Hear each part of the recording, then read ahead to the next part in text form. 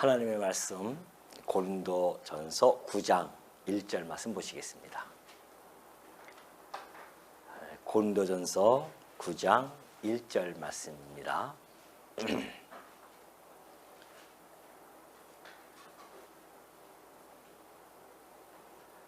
1절, 2절까지 우리 오늘은 합독을 한번 해보겠습니다. 다 같이 합독을 해보도록 하겠습니다. 자, 시작. 내가 자유인이 아니냐, 사도가 아니냐, 예수 우리 주를 보지 못하였느냐, 주 안에서 행한 나의 일이 너희가 아니냐, 다른 사람들에게는 내가 사도가 아닐지라도 너희에게는 사도이니 나의 사도됨을 주 안에서 인친 것이 너희라. 2절까지 같이 합독했습니다. 지금 우리 고린도전서를 살펴보고 있는 중에 있는데, 우리 7장부터 보면은 이제 고린도 교회에 나타났던 여러 가지 문제에 대해서 제기했던 것을 바울이 하나하나 지금 답해주고 있는 내용이었습니다. 7장은 결혼에 대한 문제에 대해서 답해줬고요. 8장은 우상 제물에 관한 내용을 가지고 바울이 지혜로운 답을 전해준 것을 우리는 확인한 바가 있죠. 우리 지난 시간에 8장 13절에서 보여줬듯이 바울은 만일 음식이 내 형제를 실족하게 한다면은 자기는 영원히 고기를 먹지 않는다고 합니다. 그러니까 이 자기의 이 자유의 절제를 얼마나 철두철미하게 하는지 알죠. 근데 그 자기가 가지고 있는 자유, 먹을 수도 있어요. 안 먹을 수도 있습니다. 그런데 바울은 자기가 그 자유의 절제를 해서 안 먹는 쪽으로 합니다. 왜 그럴까요? 형제를 위한 그러한 모습을 보여주죠. 이것이 바로 성숙한 믿음입니다. 그 성숙한 믿음을 잘 보여줬죠. 그래서 자기의 권을 다 쓰지 아니합니다. 뭘 위해서? 그리스도의 아름다운 덕을 선전하기 위해서. 그 목적이 있어요. 그 목적을 위해서 자기의 이 수단을 이렇게도 할 수 있고 저렇게도 할 수 있잖아요. 그 수단이라고 하는 것은 방법이기 때문에. 그러나 그 방법조차도 나보다 연약한 그 성도를 위해서는 자기는 그 목적을 향해서 수단을 자기가 절제하는 이런 모습을 보여주죠. 이런 바울의 이런 정말 종된 모습, 이런 것이 바로 교회를 견고하게 세울 수 있는 사랑의 건덕 생활이라는 것을 바울이 잘 보여주고 있습니다. 9장도 역시 전혀 무관한 내용이 아닙니다. 지금 자기의 그 권에 대한 문제를 9장에서 계속 연관시켜서 설명해 주고 있죠. 1절 보면 그래, 내가 자유인이 아니라는 것이죠. 맞다, 나 자유인이라고 하는 것은 율법의 구속에서 해방되어진 자들 아닙니까? 그래서 그리스도 안에서 자유로운 판단과 행동을 할 수 있는 그런 존재라는 겁니다. 8장 13절에 있는 그 내용처럼 자유로워요, 바울은. 그래서 자기의 자유로운 판단과 행동을 할 수 있는 그런 존재다, 나는. 그러면서 사도가 아니냐, 예수 우리 주를 내가 보지 못했느냐, 주 안에서 행한 나의 일이 너희가 아니냐 그래요. 자, 그때 당시에 사도됨의 표지가 있어요.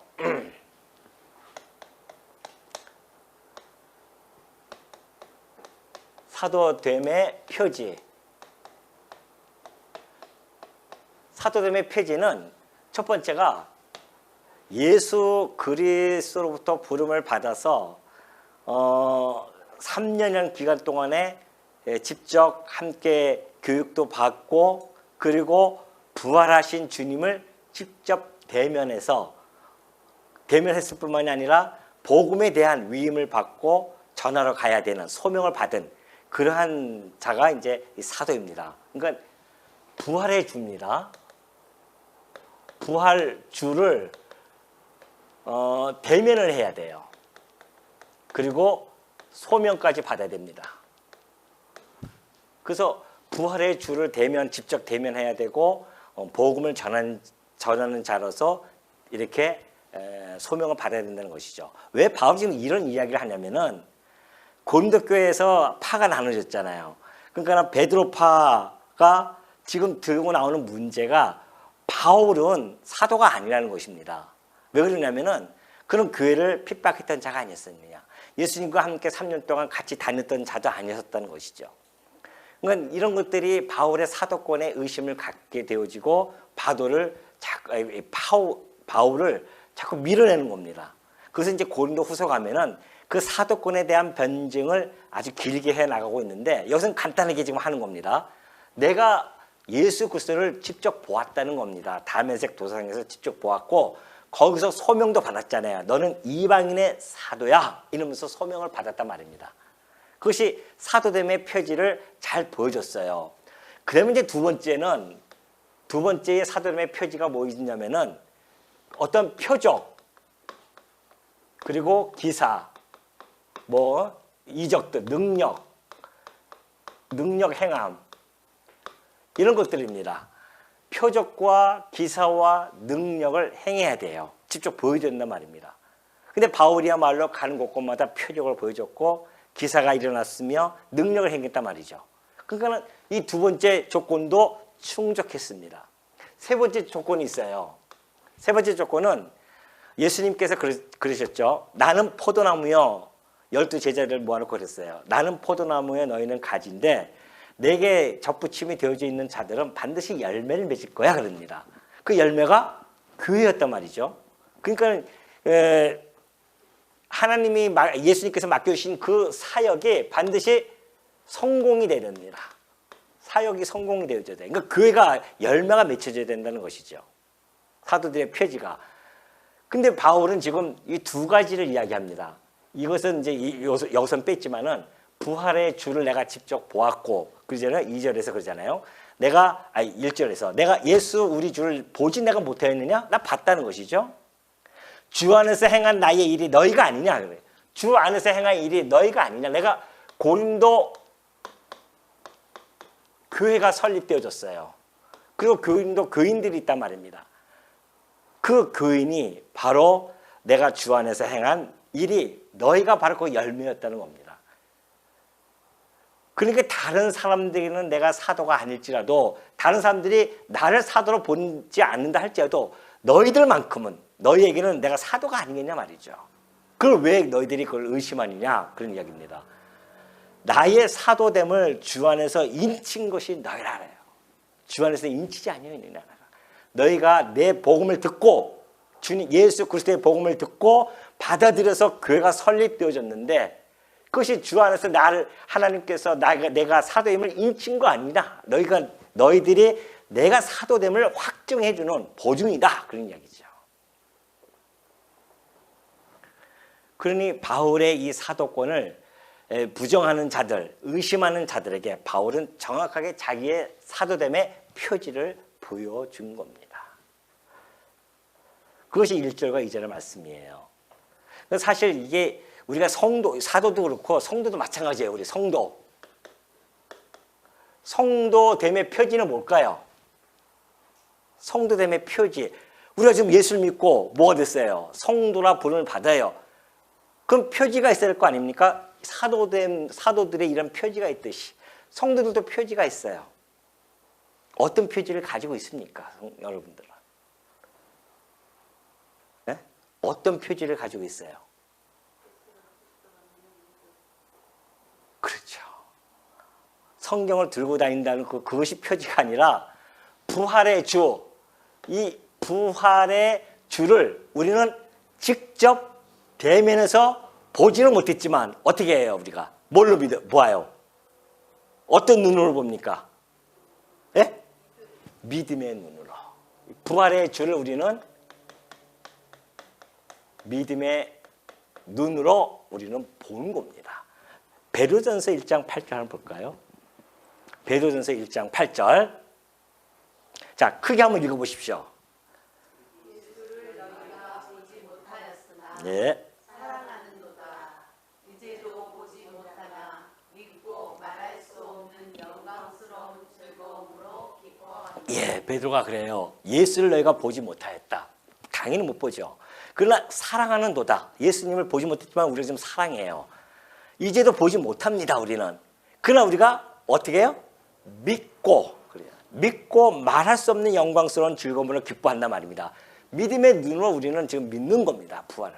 그러니까 우리가 이 믿음이라고 하는 걸 가지고 부활의 주를 믿고 살아가는 거죠. 그러면 그 믿음이 나타나는 현상은 어떤 겁니까? 뭘까요? 두 번째, 믿음의 눈으로 우리가 부활의 주님을 믿어요. 그러면 그 부활의 주를 어떻게 합니까? 소망하면서 살아가는 문제 아니겠어요? 믿음으로 우리가 보고 그것을 소망하는 자들입니다. 소망하면서 살아가요. 그러면 이 부활의 소망을 우리가 성도의 표지인데 그 소망을 안고 살아가는 삶이라고 하는 것은 이 땅에 썩어질 것을 바라보면서 살아가는 자들이 아니라 썩지 아니할 영원한 나라를 바라보고 영원한 기업을 바라보고 부활을 소망을 가지고 죽음을 두려워하지 아니하며 이 세상에서 담대하게 살아가는 삶. 이것이 성도됨의 표지란 말이죠. 성도가 하면서 중무술 펄펄 떠오르하고 하마터면 죽을 뻔했다 이런 소리나 하고 그러면 되겠어요 우리가? 네? 죽으면 좋지. 하마터면 죽을 뻔했대요. 그러면서 그러니까 어떤 안 믿는 사람들이 희한하대요. 교회 다니는 사람들이 희한하대요. 왜 그러냐고 물어보니까 아니 죽으면 천국 가는데 그렇게 가기 싫어하는데요. 그냥. 왜 그러냐 말이죠. 우리는 부활의 소망을 가진 자들이니까 죽음을 두려워하지 않는단 말입니다. 영원한 것을 기업을 바라보면서 살아가는 자들이에요. 그것이 우리 성도님의 표지예요. 그러면 세 번째는 뭘까요? 이 정도 되면 뭐 눈치 다 채셨죠? 예? 그렇죠. 형제의 사랑, 사랑의 수고. 예? 형제를 사랑하면서 같은 부활의 소망을 가지고 같은 믿음의 눈을 가진 형제들 그리고 같은 부활의 소망을 바라보고 살아가는 그 형제들끼리 뭐예요? 사랑하면서 살아가는 거. 그래서 사랑의 수고를 아낌없이 해나가는 거. 이것이 성도됨의 표지란 말입니다. 이 세상 사람들은 이 사랑, 그 이웃 사랑을 한다고 해서 뭐 사랑을 베푸는 사람 많이 있잖아요. 그거하고 다릅니다. 우리는 주 안에서의 사랑이고 주 안에서 사랑이라고 하는 것은 주님을 믿음의 눈으로 같이 바라보고 같은 부활의 소망을 가지고 그리고 형제를 사랑하는 것, 주의 사랑으로 사랑하는 것, 하나님의 사랑으로 사랑하는 것이에요. 우리는 인간 애가 기초가 되어서 사랑이 아니라 하나님의 사랑이 기초가 되어진 사랑이란 말입니다. 전혀 달라요. 그러니 성도됨의 표지가 이건데 그래서 믿음과 소망과 사랑 이것이 성도됨의 표지란 말입니다. 이걸 우리가 가지고 살아가는 자 아니겠습니까? 그러니까 그 이야기를 먼저 하고 나서 나를 비판하는 자들에게 변명할 것이 이것이니 자 비판하는 자들이 있다는 거죠. 바울 비판합니다. 당신 무슨 사도요? 예수님을 직접 따라다닌 것도 아니고 당신이 다메섹 도상에서 예수님을 봤다고 하는데 우리가 그걸 뭐 증인도 없고 그런 거 아니겠어요? 그러니까 우리가 나를 비판하는 자들에게 내가 변명할 것은 이것이니 우리가 먹고 마실 권리가 없겠느냐는 겁니다. 우리가 다른 사도들과 주의 형제들과 게바와 같이 믿음의 자매된 아내를 데리고 다닐 권리가 없겠느냐? 어찌 나와 바나바만 일하지 아니할 권리가 없겠느냐? 그렇게 얘기합니다. 자, 봐요. 하나씩 볼까요? 자, 우리가 먹고 마실 권리가 없겠냐는 거죠. 바울도 이게 무슨 이야기냐면은 교회라고 하는 그 공동체는요, 그 사역자에 대한 무슨 의무가 있습니까? 예? 생활의 의무가 주어진 겁니다. 생활의 의무가 있어요. 권리가 있다는 겁니다. 사역자들은 그 권리가 있어요.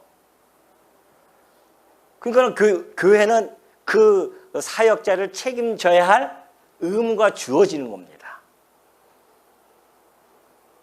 이건 내가 얘기한 게 아니에요. 우리 예수님이 하신 말씀을 보십시다. 누가복음 10장 7절에 가니까 그래요. 다 같이 시작.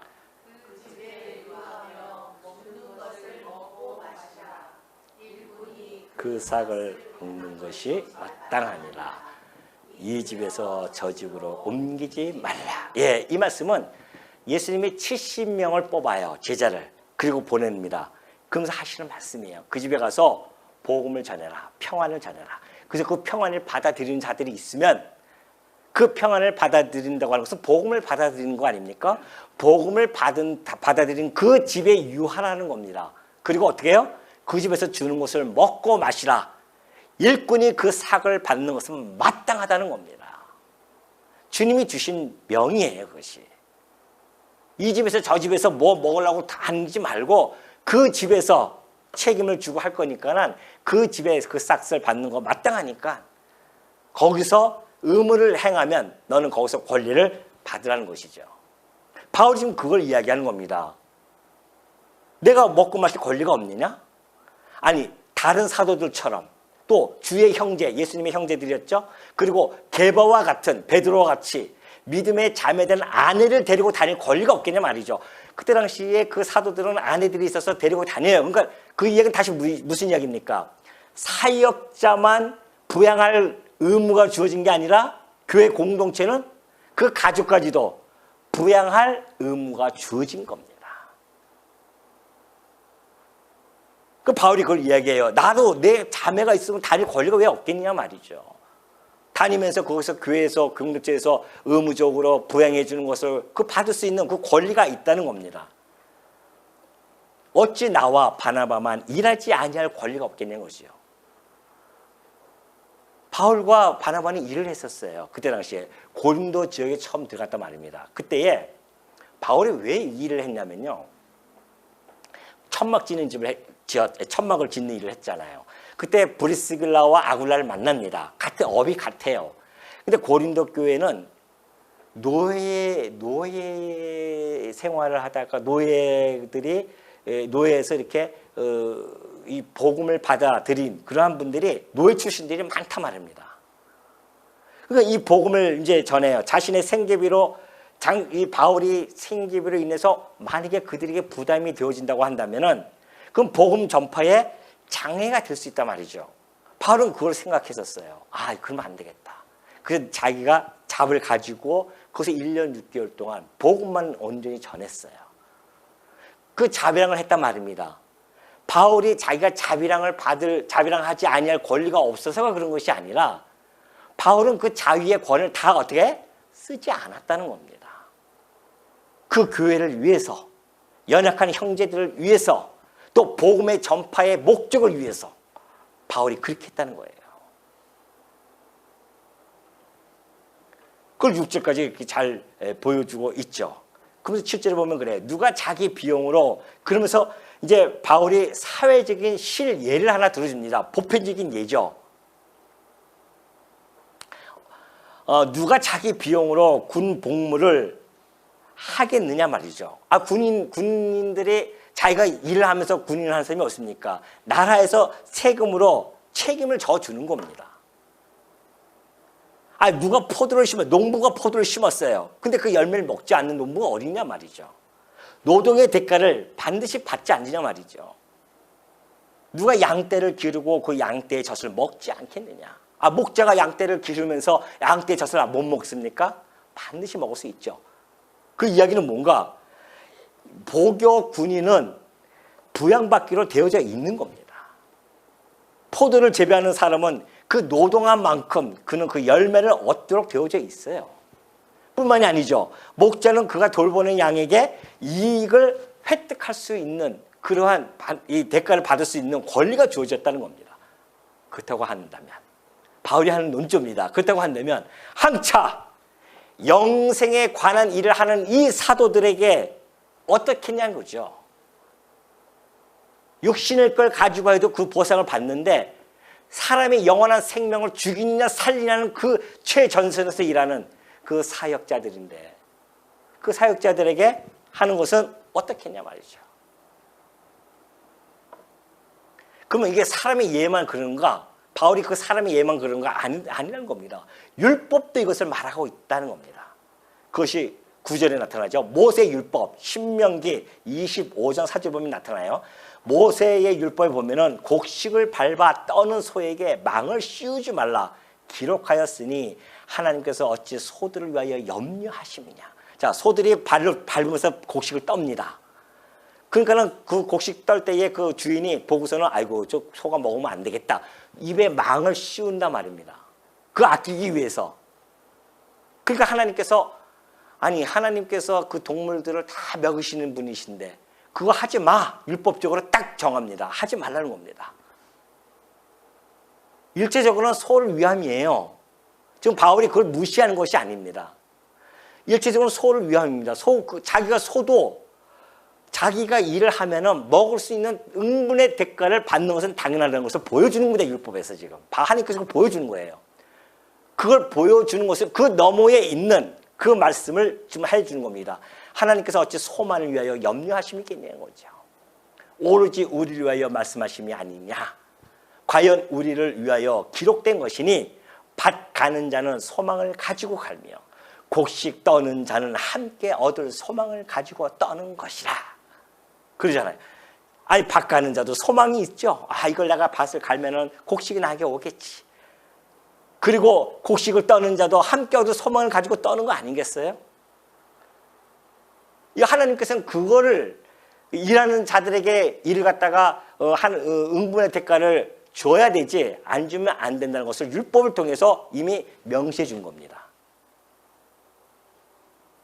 그러니까는 바울이 그래요. 11절에 보니까 우리가 너희에게 신령한 것을 뿌렸은즉 너희의 육적인 것을 거두기로 과하다 하겠느냐는 거죠. 신령한 것이에요. 신령한 것을 내가 뿌렸는데 육적인 것을 거둔다고 해서 과하겠느냐. 당연히 너희가 육적인 것을 책임져 줘야 하는 것은 당연하다는 뜻입니다. 뭐가 과하겠어요? 육적인 것을 내가 거둔다고 해서. 물론 과한 자들이 있어요. 정말 목사들이 아주 정말 돈에만 밝혀가지고서는 대표적인 그 사람 요즘 TV 많이 나오잖아요. 뭐 전시라고. 예?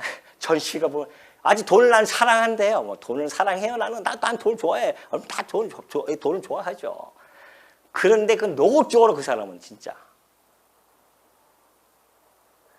그리고 수천 명, 수만 명 되는 그러한 사람들은 교회는 이 돈 때문에 문제가 되잖아요. 너무 과하단 말입니다. 그게 문제예요. 그래서. 그러나 그 몇십 명 되지 않는 이런 교회들에서 뭘 이렇게 과하겠습니까?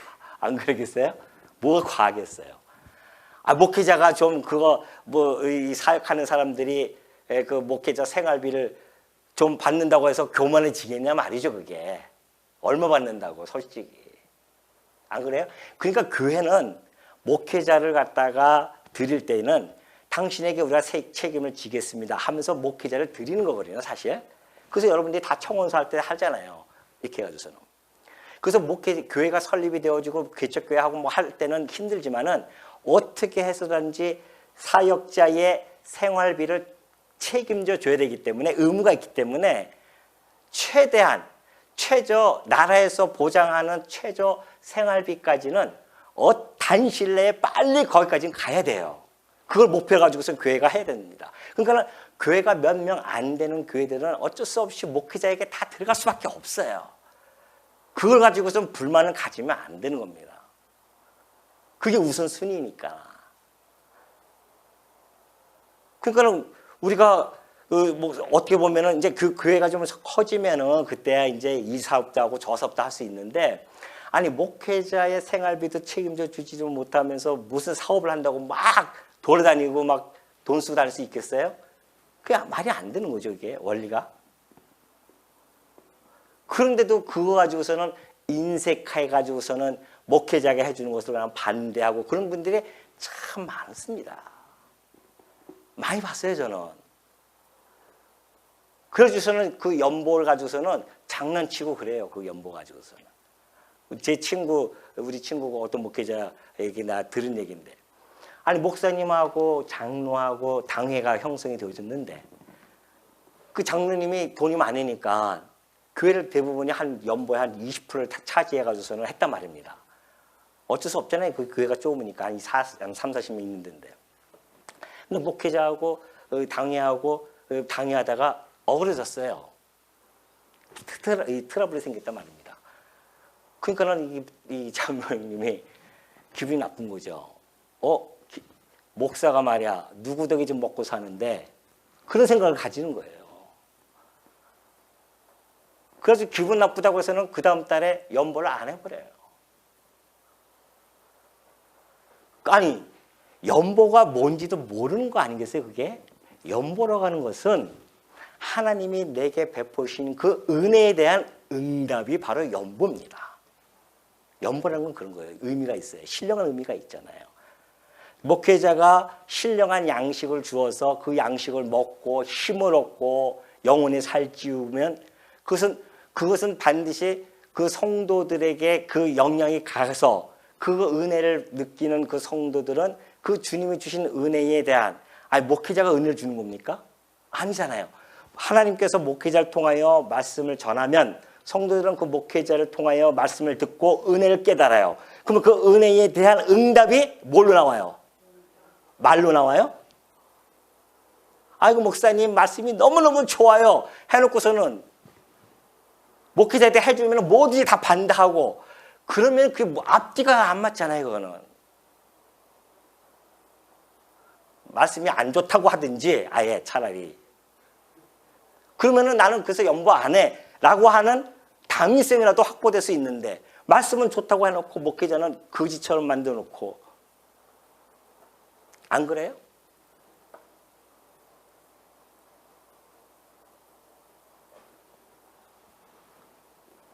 목회자가 이 연보에 대한 개념이 잘 몰라요.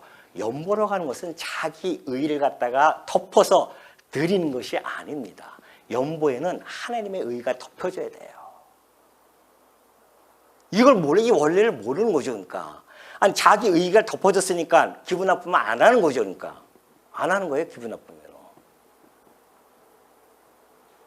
그게 무슨 연보입니까? 그거는 백날 들어봤자 향기로운 예물이 아닙니다. 하나님이 안 받으세요. 그 인색한 마음을 하나님이 받으신다고요?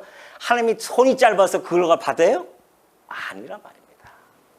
그러니까 그 장로님이 기분 나쁘다고 해서 연보를 안 해요. 그러니까 교회가 휘청하죠? 그러다 보니까 기분 나쁘다고 목사하고 틀어졌다고 해서 그다음부터는 교회 안 나오기 시작해요. 그럼 교회가 무너질 것 같죠? 천만의 말씀입니다. 그 장로가 그리고 교회 나가고 결국은 떠나요. 떠나고 나서 그 교회는 더 풍성해졌다는 이야기예요. 하나님 앞에서 얼마나 그것이 꼴값입니까? 하나님을 모르니까 그렇지 교회의 주인이 그리스도인데 자기가 주인처럼 해요? 그런 어리석음이 어디냐 말이죠. 바울이 하는 얘기입니다 지금. 아니 신령한 것을 뿌렸는데 육적인 것을 거둔다고 해서 과하다 하겠느냐 말이죠. 그건 아닙니다. 그 연보에 대한 개념을 모르면 그런 우를 범하는 겁니다. 자기 의의를 드러냈으니까 기분 나쁘니까 그거 걷어가는 겁니다.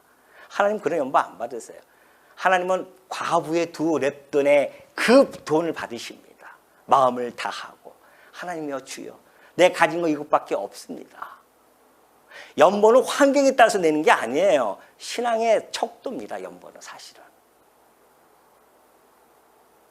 이거 고린도 후서 연보에 대해서 나올 때 이제 더 자세히 말씀드리겠지만은 오늘 여기서도 나오기 때문에 내가 말씀드리는 겁니다.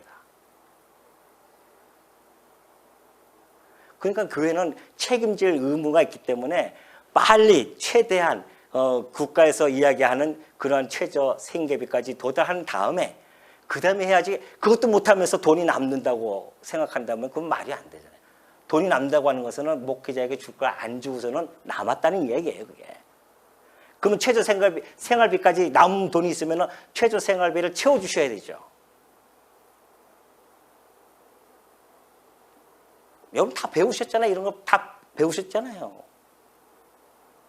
내가 이렇게 얘기 안 하더라도 다 배웠단 말입니다. 그럼에도 불구하고 잊어버리는 거죠. 우리가. 연보에 대한 그 얼마나 소중함 그것을 잊어버리니까.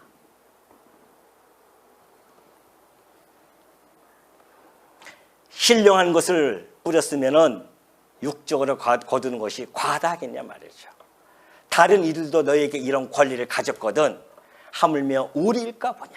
그러나 우리가 이 권리를 쓰지 아니하고 범사에 참는 것은 그리스도의 복음에 아무 장애가 없게 하려 함이로다. 그래요.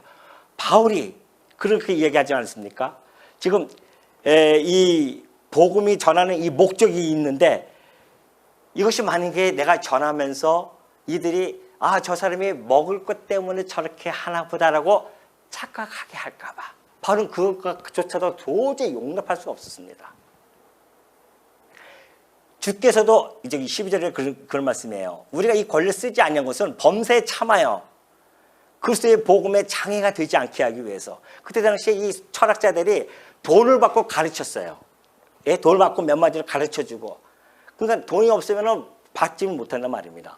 그래서 바울이 만약에 돈을 받으면은 저 사람들도 돈 받는 어떤 철학자인가 보다가 착각할 수가 있단 말이죠. 지금 이 생명의 복음을 전하는데. 그래서 바울은 그 자기가 자비랑을 하면서 희생을 하면서 그렇게 고린도 성도들에게 전했단 말입니다. 근데 이제 와서 그들이 바울을 배척기를 해요? 얼마나 이것이 잘못됨을 바울이 지금 전해주고 있는 거죠. 이와 같이 주께서도 성전의 일을 하는 이들은 성전에서 나는 것을 먹으며 제단에서 섬기는 이들은 제단과 함께 나누는 것을 너희가 알지 못하느냐. 구약에 보면 성전에서 일하는 레위 지파들이 있습니다. 그들도 다 재물 가지고 먹어요. 제단에서 섬기는 이들, 제사장들이죠. 함께 나눕니다. 그거 다 알지 못하느냐?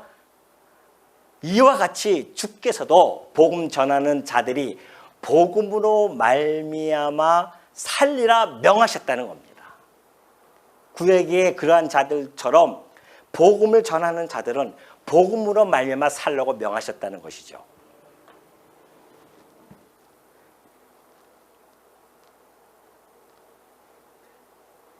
우리가 디모데전서 5장 17절 보십시오. 바울이 이 내용에서만 그런 것이 아니라 그래요.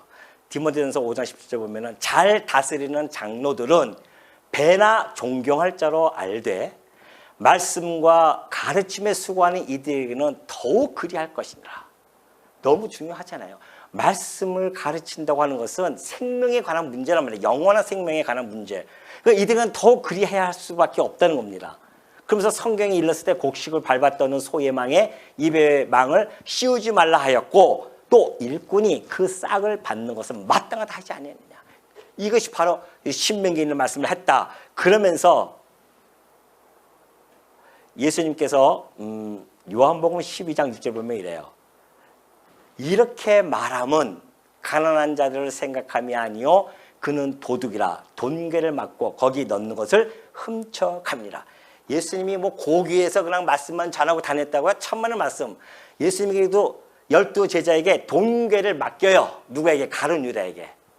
가룟 유다에게 돈괴를 맡겨요. 그래서 그들이 연보하는 걸 가지고서는 12 제자를 먹이고 하면서 다녔단 말입니다. 예수님도.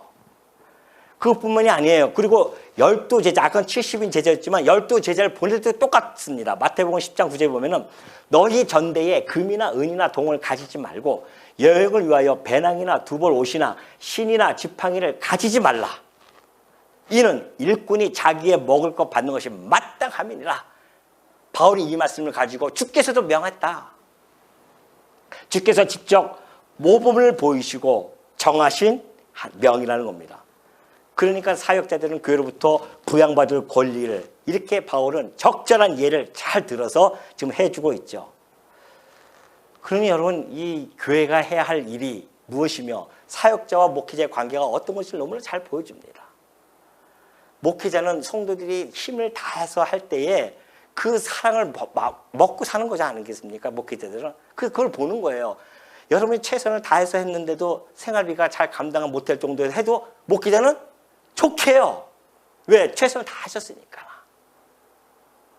목회자는 그런 겁니다. 싹군이 아닌 이상은 여러분들이 만약에 우리 성도님 요즘 분이 없어요. 한 달에 연봉 50만 원 나와요. 목사님 나가 우리 50만 원 나오는데 50만 원 가지고 목사님 드릴 수밖에 없습니다. 그럼 제가 나 가겠습니다. 그러겠어요? 나 가겠습니다. 나 괜히 왔네 내가 여기. 그러겠냐 말이죠 내가. 내가 얘기했잖아요. 전에 있는 교회보다도 여기 훨씬 못한데 내가 왔잖아요. 돈 보고 온 게 아니잖아요. 내 마지막 이 목회를 이렇게 좋으신 우리 성도님들하고 평생 한번 마지막 학교까지 한번 하고 싶어서 내가 이렇게 왔는데 목회자에 대한 그 사랑의 표현이 여러분이 보여주시면은 목회자는 그걸로 족한 거예요.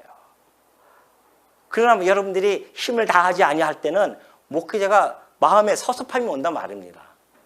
여러분이 탓이에요. 그거는 섭섭함이 오는 거예요. 목회자 뭐 하나 해주는 거 가지고서는 그냥 큰 소리 나고 이러면은 그거 교회가 그 뭐 어떻게 하자는 겁니까 이게? 조그만 교회에서. 장로님, 우리 안수 집사님 내년에 한번 보겠습니다. 한번 잘 좀 하십시오. 돈 남았다고 그냥 좋아하지 마시고. 이러면 또 입목서 돈만 밝혀. 아유, 최저 생활비도 안 돼요. 뭐 돈을 밝힌다고 얼마 밝히겠습니까 지금. 제발 그러지 마십시오. 좀. 우리 기쁘고 즐겁게 하자고 모였는데. 에?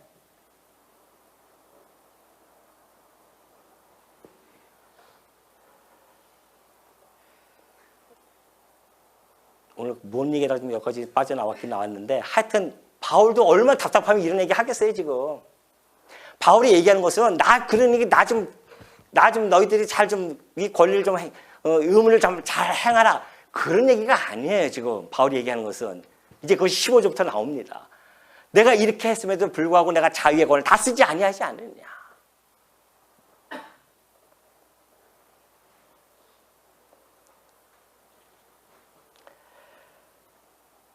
그것이 이제 15절부터 나오는데 오늘 여기까지 14절까지 해서 바울이 자기의 그 절제하는 그 자유의 절제를 잘 보여준 것을 우리는 봤고요. 이것이 교회와 이 교회 공동체와 목회자의 관계를 이 말씀 속에서 우리는 충분히 풍성하게 알 수가 있죠. 교회라는 것이 어떻게 해야 되며 목회자는 어떤 마음을 목회를 하고 성도들은 어떤 마음으로 목회자를 모시면서 할 것인가 이런 것들이 이 교회의 이 말씀 속에서 잘 배워져 있고 머리에서 그리스도께서 하시는 일입니다. 그분이 교회를 이끌어 가시면서 그 선순환을 돌리면서 교회를 이끌어 가시는 겁니다.